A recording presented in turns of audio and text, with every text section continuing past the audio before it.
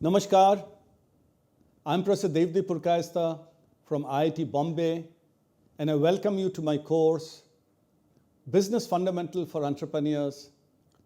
Welcome also to this guest session by Professor Anu Narasimhan, who will talk to you about how to create values with brands. How do you create great brands for great value? As a little bit of background, Professor Anu is currently the head of the DS School of Entrepreneurship at IIT Bombay, and she's also a professor of practice, teaching and mentoring at the school.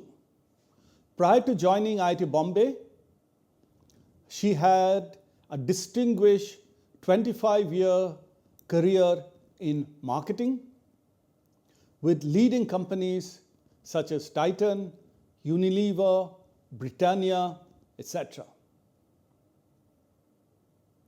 She has been recognized in many industry forums.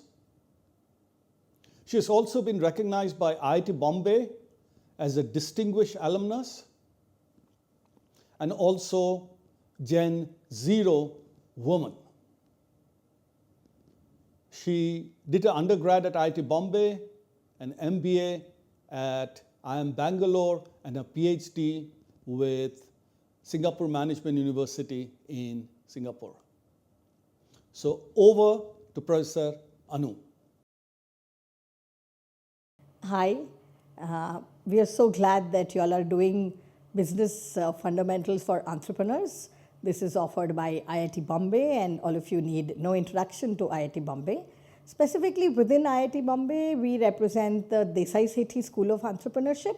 It is one of the earliest academic institutes or bodies that teach entrepreneurship. We really believe it is a craft and it can be taught.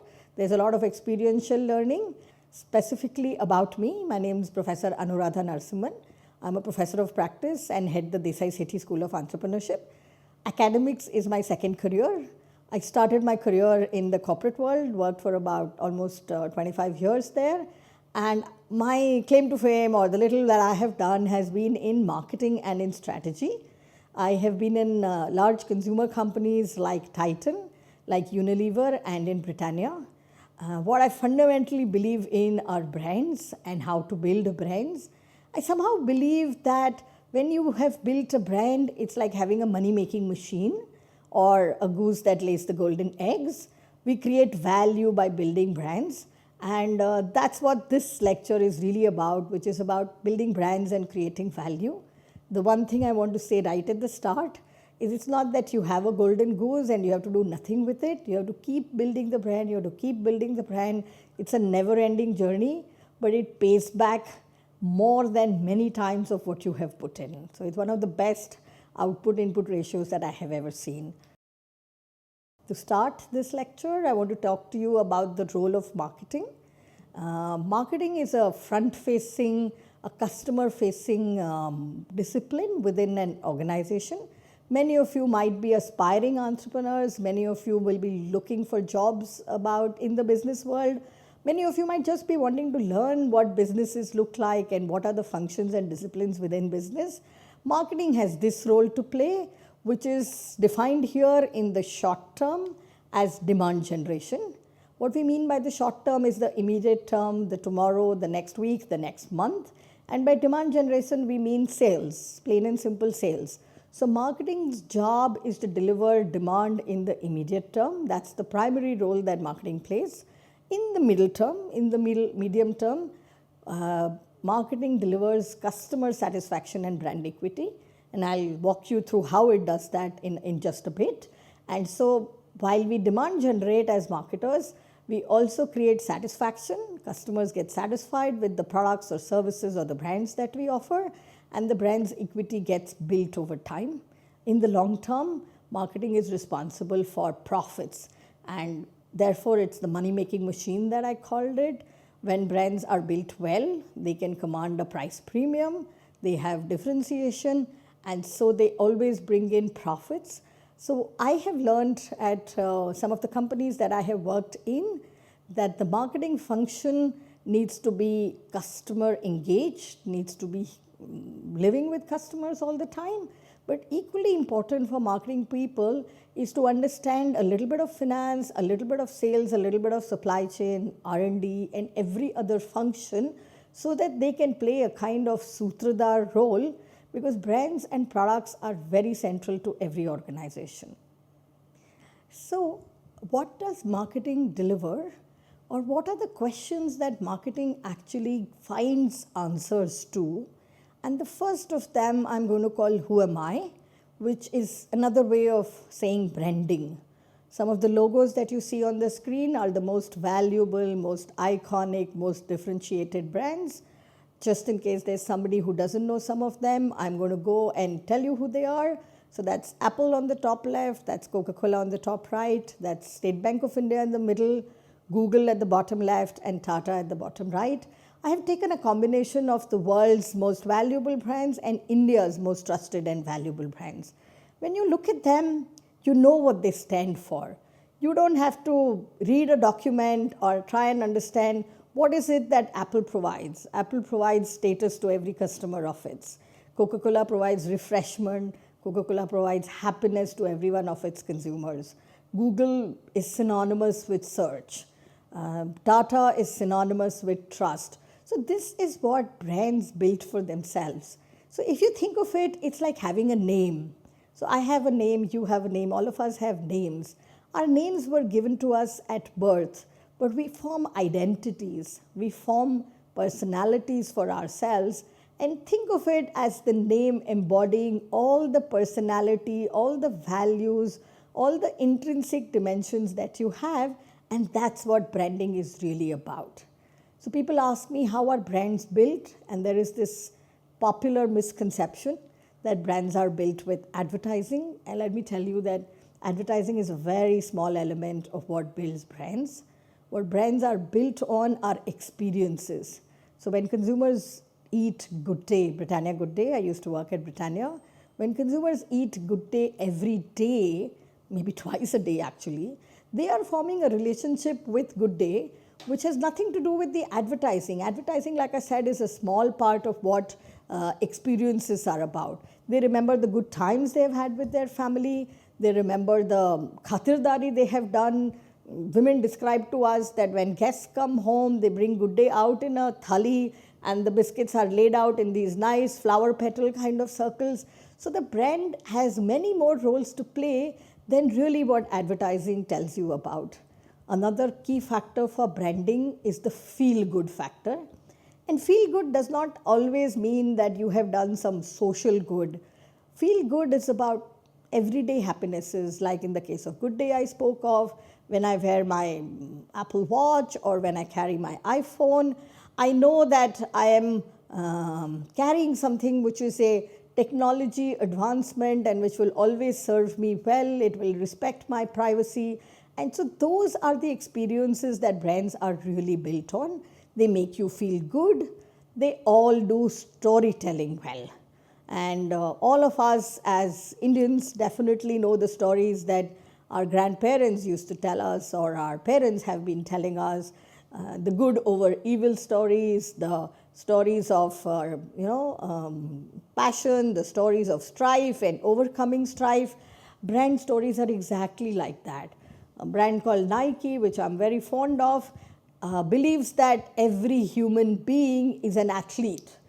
Their line actually says everybody, not everybody, but everybody is an athlete because everybody is capable of pushing itself to its own limits. And the shoes that they provide or the sports gear that they provide are but a small way by which you can be an athlete self of yours. Just one more thing as I talk about branding, that all brands do not talk to all customers. That's another common fallacy that students or learners think, or sometimes even practitioners feel, that I must target everybody as a customer. But that's not the way. That's not how it works. You target who your customers are. We would have this little joke inside our company that Britannia Marigold has the most happy customers because they are jolly aunties. We used to call them jolly aunties in a couple of customer groups. I've actually said the word to them and they relate to it. They are mothers, they are homemakers, they are taking care of the rest of the world or the world around them, but for them it's not a big chore. So what I'm telling you now is simply that brands are built by experiences, brands are built by the feel-good factor, they are built by being authentic. So suddenly Marigold can't be a technological advancement for the country. It doesn't work like that. You have to be authentic to who you are. Brands are built by storytelling, and brands are built by this powerful connect between who the customers you service and who your brand is. When brands start reflecting the mirror image of their customers or the image of the customers that they want to be, you know that you have really arrived. The other question that marketing answers, so the first one was branding, who am I? The second question is proposition, which is why buy me? And this is slightly different from the earlier question, which is who am I? This one is a little more rational. This one is a lot more logical. And this one customers do at the start of the journey of the brand with the customers. Intrinsically, it is connected to the offering that you have. So companies have offerings. They may be a product offering. It may be a service offering. It may be a platform offering like an Amazon or a Swiggy or a Uber. But all it does is give you rational reasons for why you should buy, right? And one thing that often learners miss is that they understand what is it that the company is providing. They understand who is the customer segment defined by, young people with a health requirement or whatever demographic segmentation or psychographic segmentation you may do of the customer segment. But they miss out one piece, which is the competitor piece. They miss out why are you better than competitors. Consumers do not buy Me Too products. Consumers do not buy products which are very similar to something that they already have. The cost of switching is really high. So proposition, the question to answer for a marketing person is why buy me? What is it that we offer as a company? What is the service? What is the offering? What is the product? Why is it important in your life? What need does it serve? What problem does it serve? Why do you want me? And most importantly, why do I do this better than anybody else? And that's where the competitor angle comes in. I request you to look at this line at the bottom, which describes the Google's why buy me or Google's proposition. It says Google is the world's largest search engine. So it defines what Google is. That allows internet users, so who are its customers? Internet users, to find relevant information quickly and easily. It answers 3 questions. What is it? World's largest search engine. Who is it for? Internet users. Why is it valuable? Because it gives you relevant information quickly and rapidly and easily. So 3 questions really that need to be answered for any brand's proposition, which answers the why buy me question. What is it? Who is it for? And why is it valuable, superior, or differentiated? So the 2 questions that I've spoken to you about for marketers to worry about or to find answers to is the branding question, who am I? And the proposition question, which is why buy me? So having started with the questions that the marketing folks or the marketing department or the CEO as marketer need to answer, which is who am I and why buy me, here are some ways to do it. So this is, in my sense, the tools that we are teaching you on how to go about doing marketing. This is called Philip Kotler's 4 Ps of marketing. They're called the marketing mix elements. And this is seminal work done by Kotler sometime in the 60s, and it has absolutely stood the test of time. What you need to know about this is that most marketers find ways of branding themselves. So it's the 4 Ps. He could have found other words and said 2 Ps, 1 S and 1 E. He didn't do that. He found 4 Ps.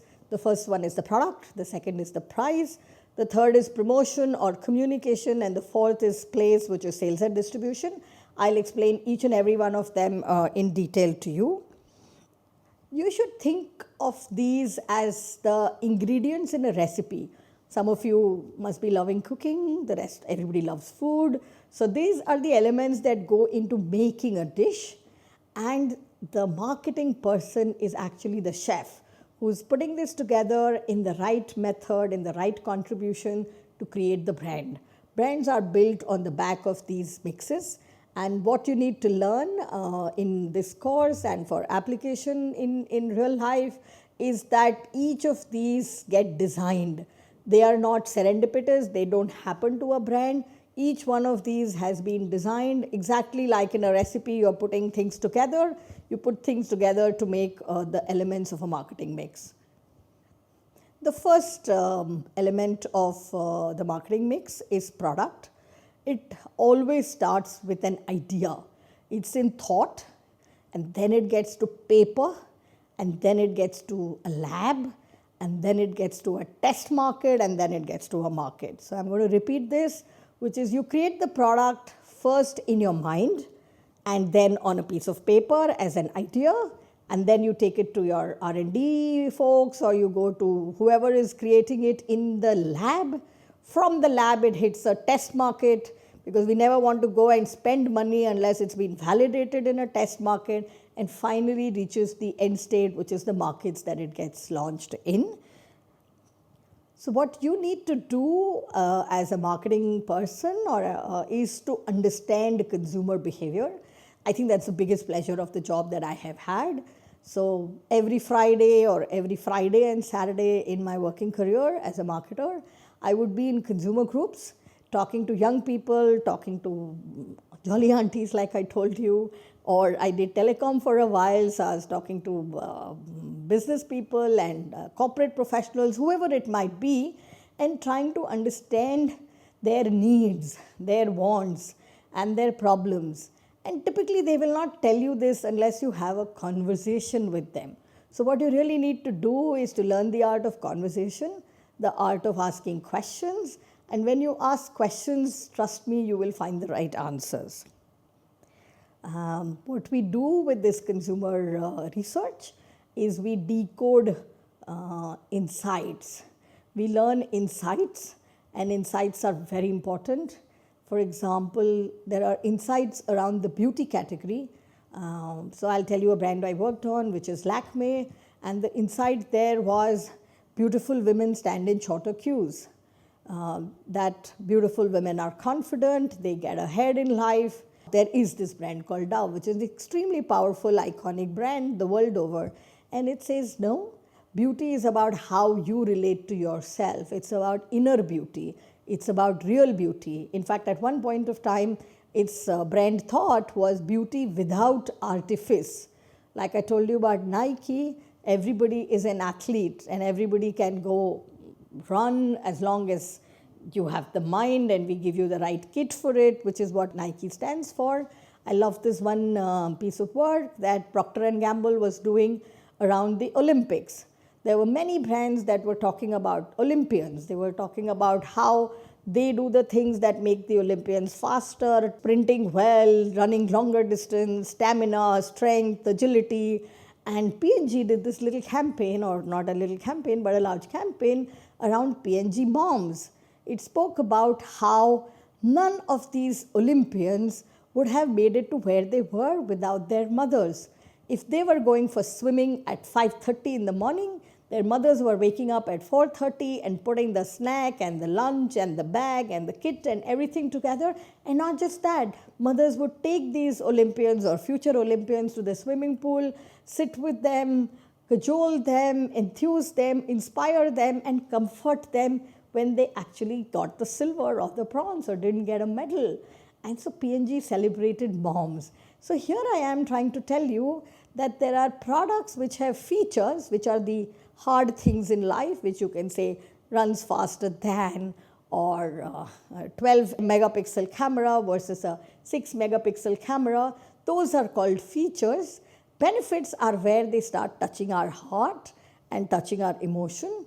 So here is what it starts with. Consumers have functional needs, they also have identity needs, and then they have emotive needs.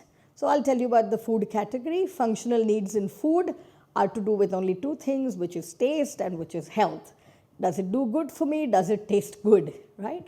Those are the only two functional needs that food can serve, any kind of food or snacking can serve. I have done consumer work and I've heard this line repeated often, which is, this is in one of the metro cities of the country, and this person was describing, this is a homemaker, she's describing her teenage son's behavior, and she is saying, when my son eats chips, he stands in the balcony and eats chips because he's showing off that he's eating chips and he's showing off the pack. But when he's eating, say, bhujia, he sits at home and does that because that's part of the identity that he wants to build. He'd much rather be seen as a cool person than the person who's eating bhujia save at home. So that's an identity. I want to belong to that club. Big brands like Harley Davidson, or more recently in India, a brand called Royal Enfield or Bullet, builds identity around motorbikers who travel together and see the Indian world together, say. So those are identity needs. The emotive needs are happiness, achievement, getting ahead in life, taking care of your children, taking care of your family, and brands participate in that also. So the examples I gave you, functional needs, NutriChoice is a brand that I helped build at Britannia, and it was purely about health. It said that if you are diabetic and you're looking for a healthy snack, here is NutriChoice. So that was a functional need. The identity need I tried explaining to you with product categories like chocolates or chips. They all have an identity need and we all bend together. The emotive needs in the same food space, for example, is Procter & Gamble or Unilever. Unilever, the company, serves the need of look good, feel good, get more out of life. That's the vision that the company has. So you have to unpack all this from the why buy me that you have figured. You need to write down the benefits and then write down the features. To start with, people buy for features tending to benefits. And as brands take over from the proposition of why buy me, then consumers don't break brands into features at all. Nobody tells you that Good Day has so much cashew and it has those smiley waves or it has butter. They tell you Good Day is Good Day. So that's what happens when products become brands. So the point is to map the needs that consumers have with the brand image that you offer. Two words I want to leave behind with you, which is relevance and differentiation. You have to be relevant in consumers' lives. So Apple has to be good at, iPhones have to be good at communication, have to be good at data, have to have batteries that last, or whatever else that consumers are looking for in a mobile phone. So they have to be in the relevance space.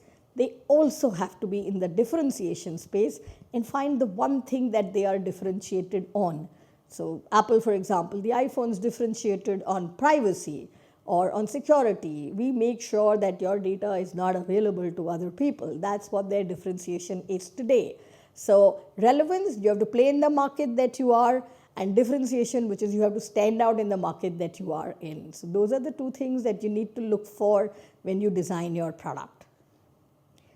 The next element of the marketing mix is price or pricing. This is something that entrepreneurs take very seriously.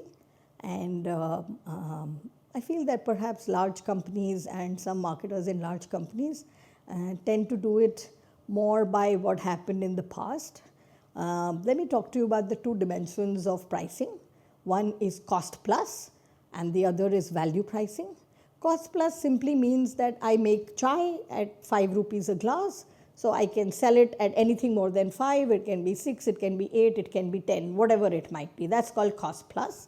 Very often, entrepreneurs as well as marketers find it easy to work on the lower end of price. So whether they are discounts or offers, or they are words like big billion day or everyday low price or a price match guarantee, low price is something that a lot of people seem to be resonating with. And I think that low cost is a good thing. So everybody should strive to be a low cost manufacturer or a low cost service provider. But everybody trying to be the lowest price in the market will never work. I mean, it's a mug's game. It's never going to happen. For me, there are other side of the market. This is a line I've picked from one of the fashion designers in India. And whenever they are on Instagram, they put out their clothes, they show gorgeous looking clothes, and the comment is always price on request. Price is not the dimension on which you will evaluate me. Yeah, and so I think that pricing is one dimension that marketers and entrepreneurs need to be very interested in, do a lot of research before they will actually decide on price. Very often we price it at a level that consumers are happy and they'll buy. But if we had done the research, we can figure out that actually consumers would have paid us more money that we've actually charged from them. So that's called the premium that we are missing or we are leaving on the table. What brands do is ensure that there is a brand price trade-off. Pricing is very integral with product. Pricing, brand, product are very intricately connected with each other. So you can't have a product and not a price along with it. My only advice to everybody who's listening is to try and see if you can go up the price ladder. What branding really does is create differentiation and builds a price premium.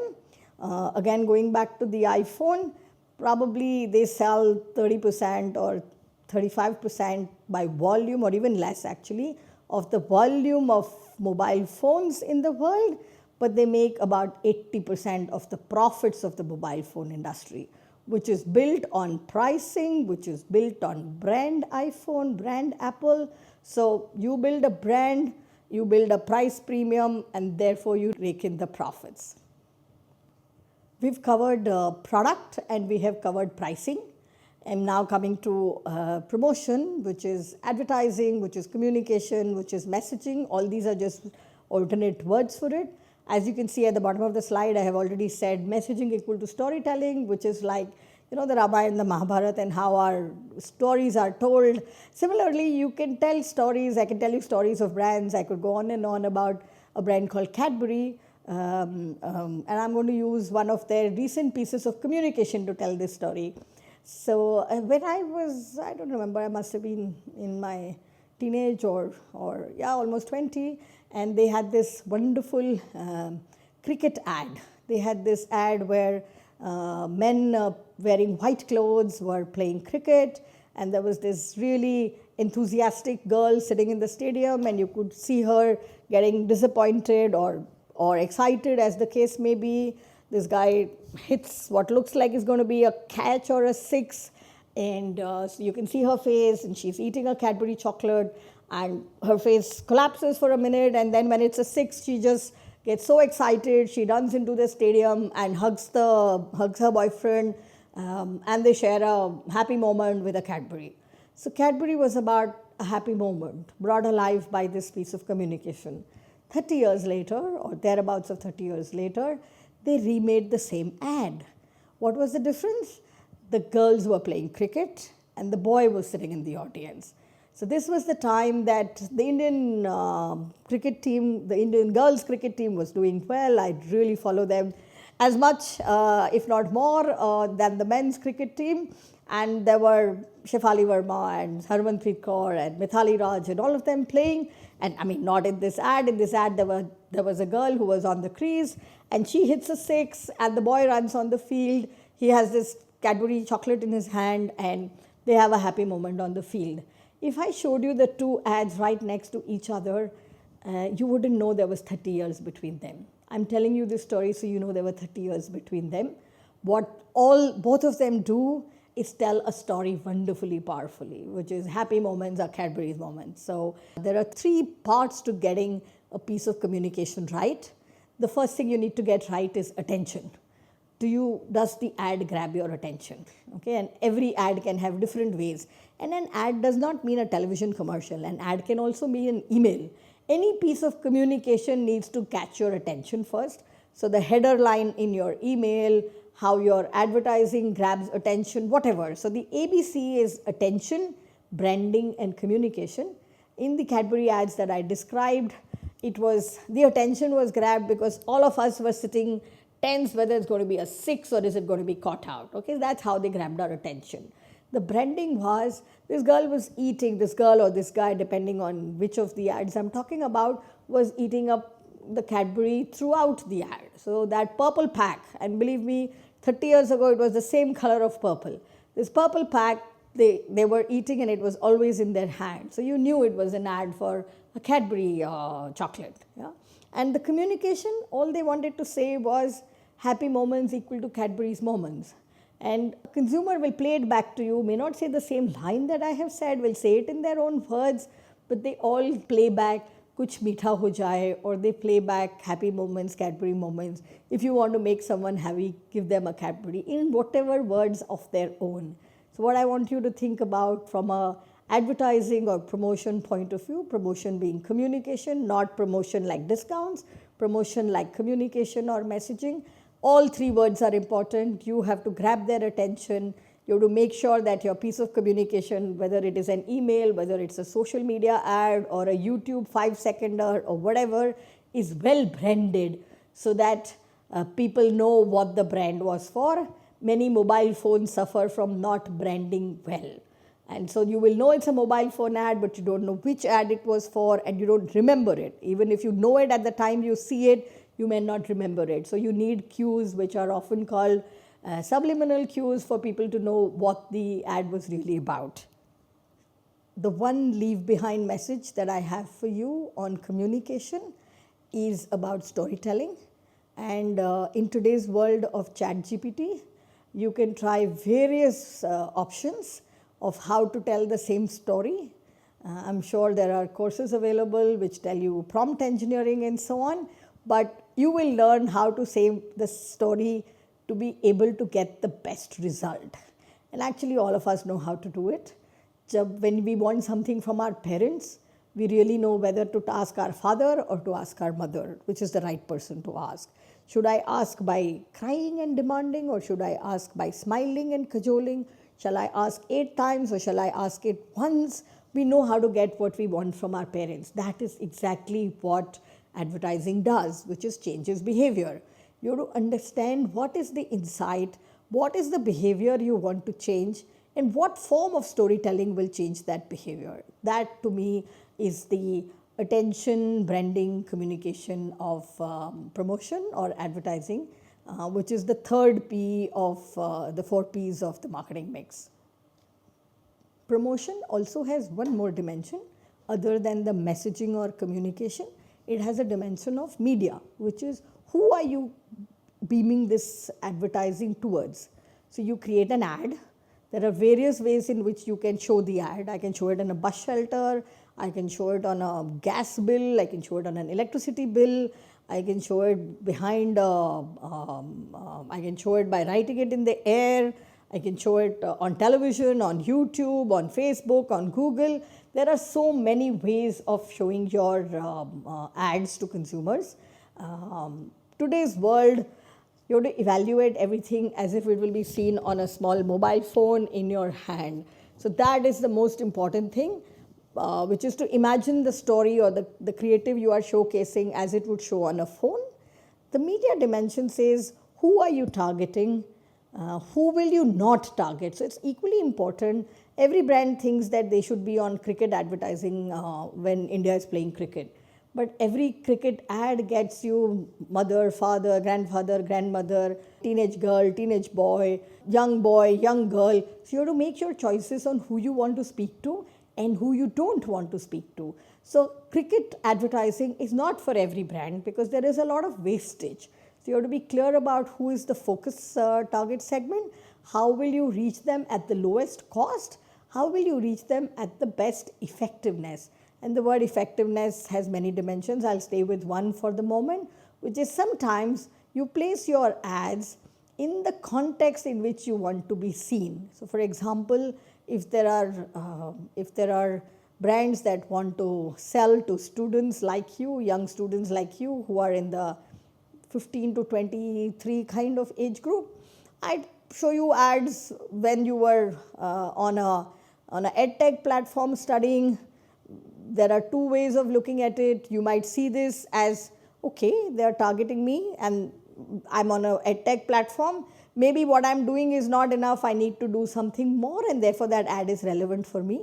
If, for example, the really fun ad comes while you are studying, it may distract you and it may not be the right thing for you to be doing at that time. So that's the effectiveness context. Not only is about who you target and who at the least cost, but what is the right frame of mind at which your customer is looking at an ad. So the promotion part of the marketing mix has a creative element, has a messaging element, which I call storytelling, and has a media element, which is what is the channel you will use to reach your target segment in the most cost-effective manner. I will now cover the final element of the marketing mix, which is called place. It refers to sales and distribution. The place element of the marketing mix is designed as a part of the marketing mix. It may be executed by a sales team, it may be executed by a customer acquisition team or a CRM team, but it's designed as part of the marketing mix. Very often it's designed as part of a business model itself. Here you have to think of not just the customer as a user, but you have to think of the customer as a buyer. So many brands are bought by young people, as in the users are young people, but the person who buys it for them is someone with the money, someone who has a wallet which can bring out the money to buy. So whether it's an electric vehicle or a two-wheeler, the influencer could be a media person, a celebrity, the user is the 18-year-old, but the buyer is the parent. So sales and distribution has to take care of both of these, which is who's the user and who is the customer who's paying for the money, who's paying the money for the product. Business models that I've shown you here are of three types. So there is a business to business business model. There's a business to consumer or a business to customer business model. And a third, which is increasingly getting very popular in the digital age, is the multi-sided platform business model. Very quickly, let's talk about the second and the third first, because they are more customer-centric and perhaps a little more easy to relate to. So there is B2C, where the company sells to a retailer and the retailer sells to an individual customer. The retailer could be an online retailer or an offline retailer, and this is how you are buying many of your products today. So for example, Nike is probably available on Amazon. Nike would probably also be available at several shoe stores, and you are the individual customer. So this is called a B2C customer model. We are also buying through the likes of Amazon, which is a multi-sided platform, and it has two types of customers that it serves. It serves you and me, which are buyers, as customers. It also serves the sellers. So there are many homemakers in India who have found a route to have small businesses because of the likes of Amazon or Meesho, where they are able to showcase their products and find a market. So whether it is Swiggy, which is enlisting both people who want to eat with people who are cooking, or the restaurants, or it is Ola, which has got riders on one side and it has got drivers on the other side. These are called multi-sided platforms, and typically a multi-sided platform has to enroll or enlist both types of customers. They have to acquire the riders also, and they have to acquire the drivers also. B2B, which is business to business, is typically somebody selling to a large company. There are several examples of these. They are, for example, selling a computer or selling servers or selling cloud-based systems. So those get sold through a salesperson to a company or at times the government. So these are business models: B2B, business to business, B2G, business to government, B2C, business to consumer, and multi-sided platform. All these are ways and means of doing business and referred to as business models. And the element in the marketing mix is to design which kind of channels you will sell through, which kind of salespeople will you hire, and how will you make sure that you reach your customer in the most effective manner. all of you have been on this journey, the customer journey. I'm just going to give you words, and I know that you will be nodding when you're listening to this. So the first part of a customer's journey with a brand is awareness. So what does awareness mean? Awareness means that you have become aware of the brand. The brand has come into your mind space, you are aware of it, you were not aware of it before, and today you are. So I can give you many examples of brands that you are aware of, but I think that's easiest for every individual to do it for themselves. After awareness comes this dimension called consideration. So there are many car brands that I'm aware of. Mercedes is something that I'm very aware of, but it's not a brand that I would probably buy. It does not cater to my needs. It is either too expensive or it is too flashy. It does not cater to my needs, and therefore it won't come into my consideration set, right? So awareness is a wider set. It's like a funnel. Imagine awareness, so any brand has many more people that are aware, and the consideration gets smaller, and the next set is called purchase, which gets even narrower. This is the customer journey. You can imagine it like a funnel, and then there are those that get satisfied, and the last and most important group of customers are those that are loyal and really advocate your brand. So think of it like you are buying something online, right? So you are looking to buy a watch, say, yeah? And when you're looking to buy a watch, you probably just say digital watch or whatever, smart watch or something, you put into the search key, and many things pop at you. And then you click on a couple of them to go further. Those are the ones that come into your consideration set. Then you purchase. Maybe you purchase one of them.